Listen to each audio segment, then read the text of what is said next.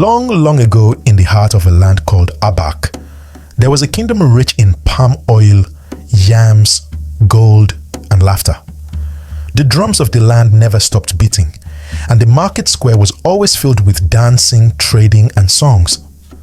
But behind the bright smiles and loud music, the land was sick with deceit. The chiefs, the drummers, and the tricksters, those who claimed to lead the people, were greedy. They wore fine clothes, ate the fattest meat, and built houses high as hills, while the villagers struggled to feed their children. The chiefs spoke with honey on their lips, but carried poison in their hearts. Every day they told the people, "We are your saviors. Without us, the land cannot stand." And the people, afraid of their power, bowed their heads.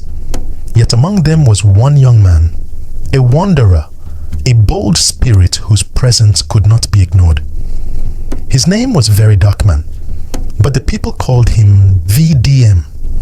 They said he carried not the shadow of evil, but the shadow of truth. A truth so heavy that no man could carry it, yet VDM bore it with pride. The first cry of truth. One market day, when the sun was hot and the chiefs were feasting under umbrellas of silk, VDM rose from the crowd. He walked to the center of the square, lifted a simple staff of wood, and his voice thundered, "The truth is bitter, but it must be told. If the chiefs deceive the land will rise against them, for no kingdom stands forever on lies." The drums stopped, the dancers froze, the chiefs choked on their meat. The villagers gasped. Some whispered, "He is brave, but he is finished." Others clapped softly, their hearts awakened by his courage. But the chiefs, their faces burned with anger. They shouted, "Who is this boy who dares to mock us in the presence of our people?" From that day, the chiefs marked VDM as an enemy. Trials and chains.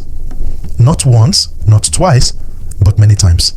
VDM returned to the market square to speak. Each time he came, his words struck like lightning. Against the drummer who sang lies for money. Against the trickster who fooled widows and orphans. Against the chiefs who promised rivers of palm oil but left the land dry. The villagers began to gather around him.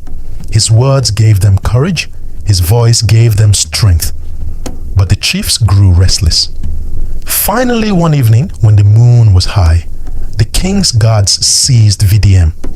They dragged him through the dust, tied his hands, and threw him before the council.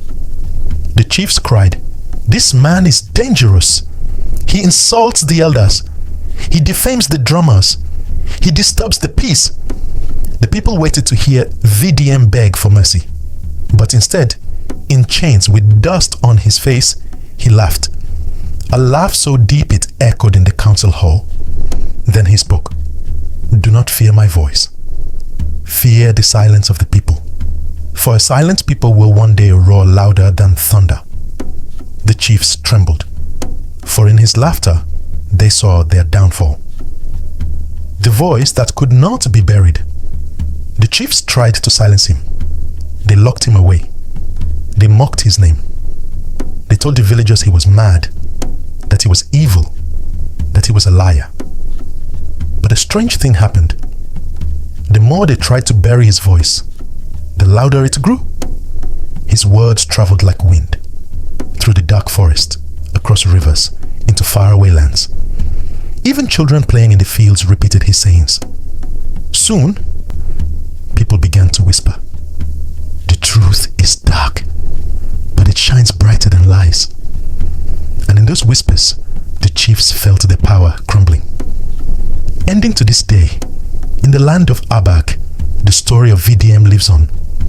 Some call him a troublemaker, others call him a savior. But all agree on one thing: his voice could not be silenced. Lessons from this story. Truth is powerful. It may be bitter, but it always shines brighter than lies. Courage is contagious. One bold voice can awaken an entire people. Silence is dangerous. When people are afraid to speak, injustice grows stronger. No power lasts forever. Kingdoms built on lies will one day fall.